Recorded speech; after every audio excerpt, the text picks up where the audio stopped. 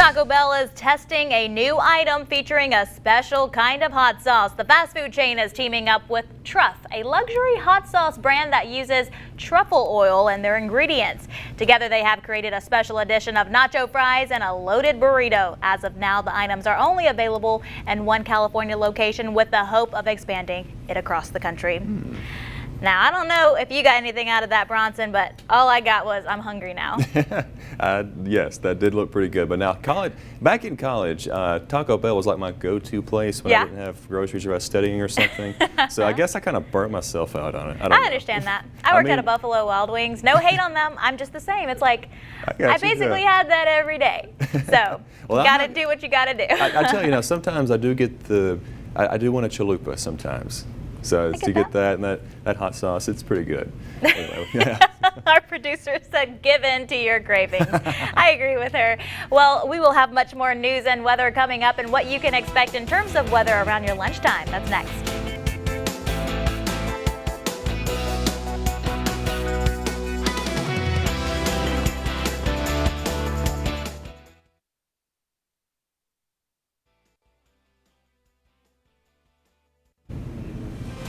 Imagine seeing this. Coming up on WTVA and WLOV, a lightning strike caught on camera. Find out what it hit and what it did. It's extremely difficult emotionally to see these people and all their suffering and all of their injuries. And 3 days after an earthquake and tropical storm rocked Haiti, the devastation is widespread. Now some from the U.S. are stepping up to help in the recovery. And this morning, some are starting off with more cloud coverage and a little bit more rainfall across the area. But how much more of this rainfall will we see going into the rest of your Wednesday?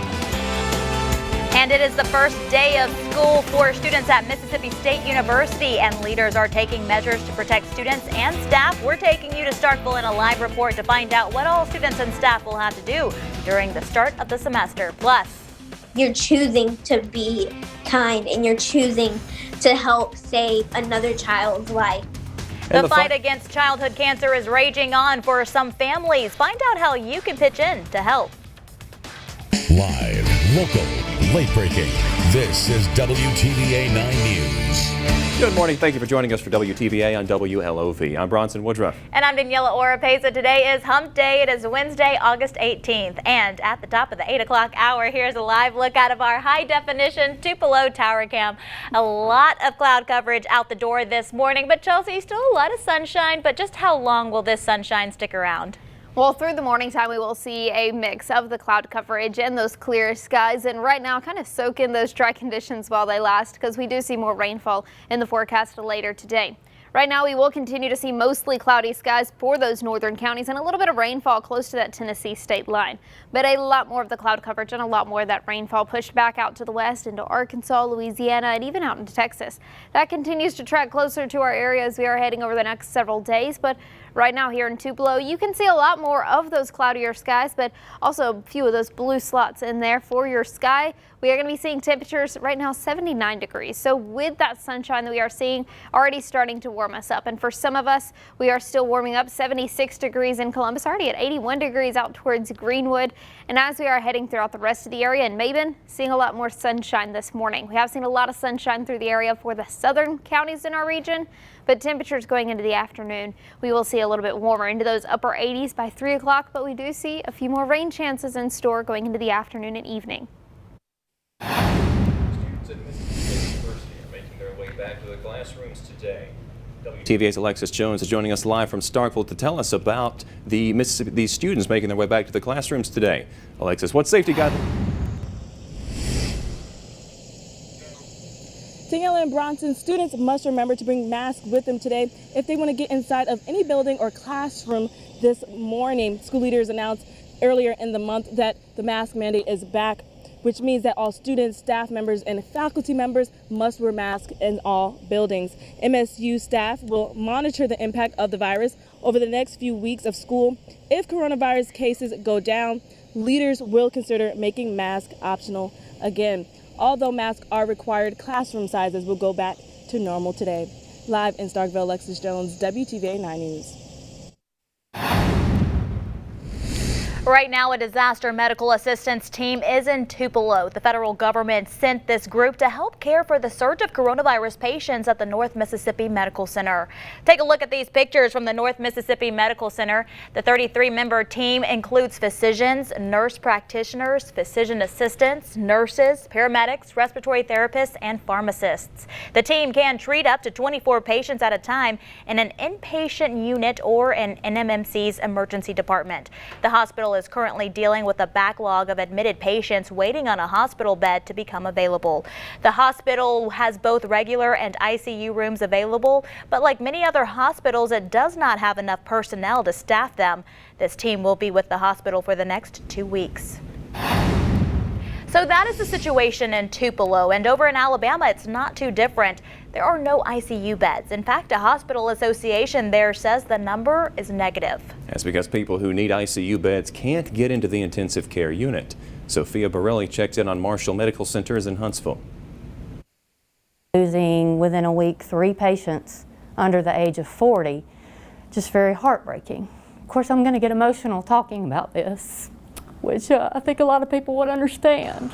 But it was a very hard week here at the hospital. Dr. Jenna Carpenter has been taking care of the sickest COVID-19 patients here at Marshall Medical South since the start of the pandemic, seeing too many lives lost to this virus. The young man I lost this week was perfectly healthy.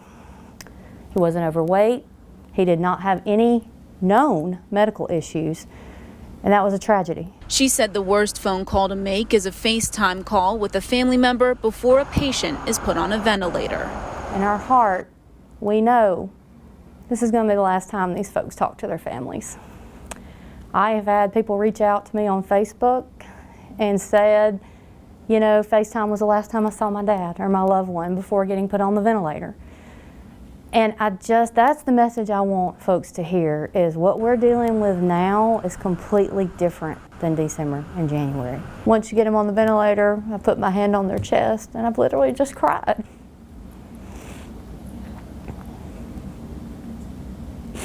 It's very hard. She told me it's taking a toll on the staff. We have cried up there in the ICU. We have held on to one another. We've been emotionally devastated. Carpenter hopes in sharing just a small part of what they are experiencing in hospitals right now, it will be a wake-up call for more people to go get the vaccine. Vaccination is the only thing that we have that is showing that it can keep people out of the hospital and keep them alive. Dr. Carpenter also said taking care of so many coronavirus patients is making it harder to take care of others who need medical attention. Of course, our school districts are feeling the impact from the rise in coronavirus cases, all while trying to slow and stop its spread. Cases are continuing to mount at Alcorn County schools. School leaders are tracking the number of coronavirus cases within their district. They reported 21 positive cases across the board on Monday. Within 2 weeks, 104 students and 18 employees tested positive for the virus. Students at North Pontotoc High School will learn virtually starting today. School leaders announced that it's because of a number of students and staff that are quarantined or have tested positive for the coronavirus. All students will be virtual for 2 weeks. Students will return to campus on Thursday, September 1st. That also means this week's Jamboree against TCPS is canceled.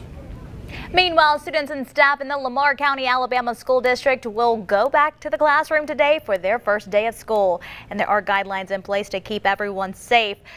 A mask is not required, but it is strongly recommended. Masks are required on school buses. Schools will be required to report suspected and diagnosed cases of COVID to the Alabama Department of Public Health. Those who test positive will quarantine for 10 days. And those who are vaccinated and are identified as close contacts will not have to isolate as long as they remain without symptoms. Switching gears this morning, the daughter of Tupelo Councilwoman Nettie Davis recently resigned from her city job, which no longer puts the councilwoman in violation of state ethics laws. The Northeast Mississippi Daily Journal uncovered the violations, finding the daughter lived in a home owned by her mom. That's one violation because the daughter was not financially independent of her mother. The second issue was that Davis took part in budget talks and votes, a conflict of interest since her daughter received a city paycheck. A young man is in jail for a fatal shooting in Starkville. This is a story we've been following all week. Police said they arrested this 20-year-old Benjamin Brownlee Jr. on capital murder and attempted murder charges. The shooting happened Sunday night at the Sandhill Apartments. Officers found 20-year-old Xavier Armstead dead in his car and another person shot. Medical staff at the OCH Regional Medical Center are treating the second person.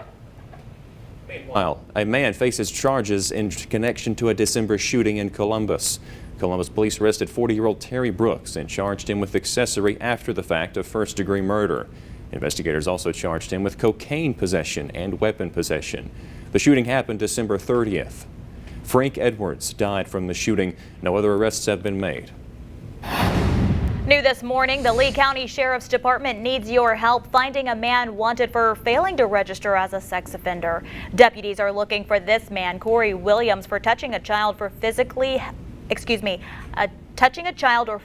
helpless person for lustful purposes.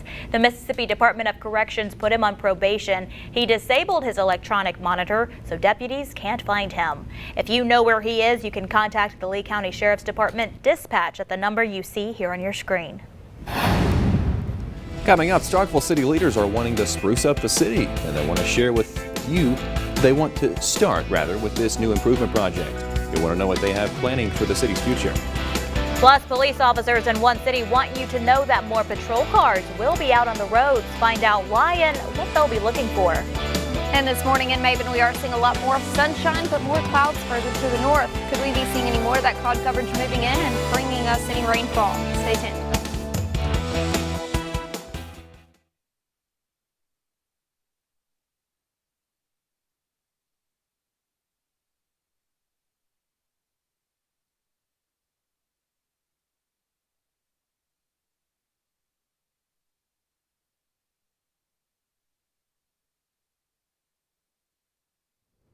Did you live in the dorms?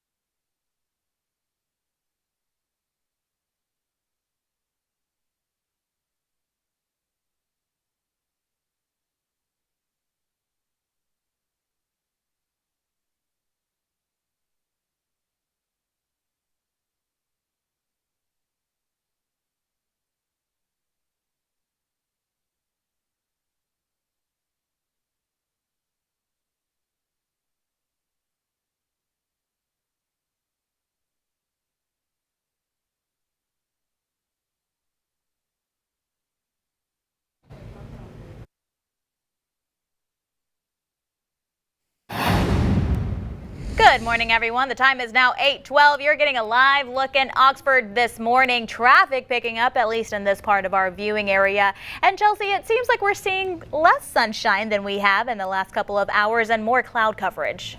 Yeah, we are seeing more cloud coverage pushing into the area, especially for those places further to the north. And we are seeing a little bit more of that rainfall still up in parts of Oktibbeha County. Most of that is over into parts of Tennessee, though. But out towards Coffeyville, we are starting to see a few more of those showers making their way for places out further to the west. And we are still seeing a little bit more of that rainfall also in parts of Lafayette County as we continue to see mostly dry conditions back here in Tupelo. A lot of blue skies still out there, but still mostly cloudy for much of the area. 79 degrees here in Tupelo this morning as we continue to see temperatures warming throughout the morning time. 86 degrees by your lunch, 88 degrees as we are heading into the afternoon. We will continue to see more of those rain chances into your afternoon and evening hours, and for some places seeing that rainfall just kind of trailing those same locations which we already have seen this morning and we'll see this afternoon. So a cumulative rainfall going through the end of the day, and some places could be up towards close to an inch and a half of rainfall up towards Corinth, or here in Tupelo, maybe 3/4 of an inch to maybe trace amounts further to the south. Starkville city leaders got together to talk about a $10,000 downtown improvement project. This project would redesign Main Street from City Hall to Montgomery Street, covering nearly 4 blocks. If approved, leaders will include this in the city's 2022 paving capital project. New this morning, representatives from Bancorp South recently delivered 200 stuffed animals to North Mississippi Medical Center. And you can see them all holding toy dogs behind me. The company donated the toys individually wrapped for pediatric patients at NMMC. Are you wanting to add a new furry friend to the family? Maybe one that's real? Now is the best time to do it. For a limited time, the Oktibbeha County Humane Society is reducing adoption fees for adult cats as well as adult and senior dogs. You will only need to pay $25 to adopt one of these animals, but you do need to act fast because this will only last until Saturday. The shelter is offering this reduced adoption fee as part of an emergency Empty the Shelters event. This will help find loving homes for all pets. It's a low-cost burden on an adopter, but it also relieves a lot of pressure from the shelter, where we are currently overrun with lots of these larger dogs, older animals, and it will allow us, like I said, to take in more animals that need homes.